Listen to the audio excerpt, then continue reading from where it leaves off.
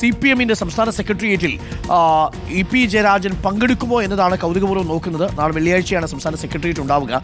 ഈ വിഷയം ചർച്ചയാവാനുള്ള സാധ്യതയുണ്ടെന്ന് TV പ്രസാദ് പറയുന്നു. TV Prasad, very good morning.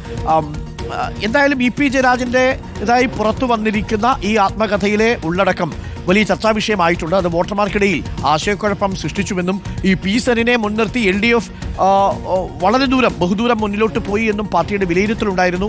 ആ ഘട്ടത്തിൽ വന്ന വിവാദം പാർട്ടിക്ക് ഗുണം ചെയ്തിട്ടില്ല എന്ന് പാർട്ടി വിലയിരുത്തുന്നു എന്നാണ് മനസ്സിലാക്കുന്നത്. ഈ വിഷയത്തിൽ EP ജയരാജനോട് പാർട്ടി വിശദീകരണം ചോദിക്കാൻ സാധ്യതയുണ്ടോ? TV Prasad, good morning.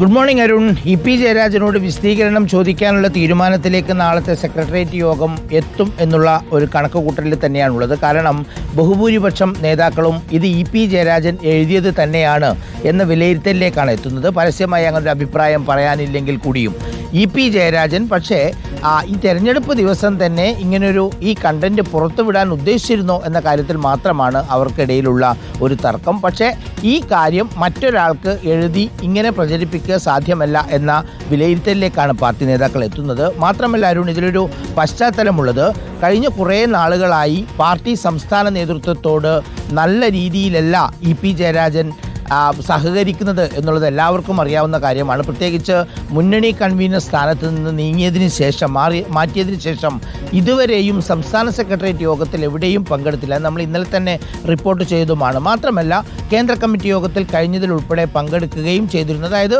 സംസ്ഥാന നേതൃത്വത്തോട് കടുത്ത എതിർപ്പ് തുടരുന്നു എന്ന് തന്നെ വേണമെങ്കിൽ നമുക്ക് റിപ്പോർട്ട് ചെയ്യാൻ കഴിയും. പ്രത്യേകിച്ച് MV ഗോവിന്ദൻ മാസ്റ്ററോട് സംസ്ഥാന സെക്രട്ടറിയോടുള്ള ഒരു എതിർപ്പ് EP ജയരാജന് ഉണ്ട് എന്നുള്ളതാണ് ഇതിൽ പ്രധാനപ്പെട്ട കാര്യം.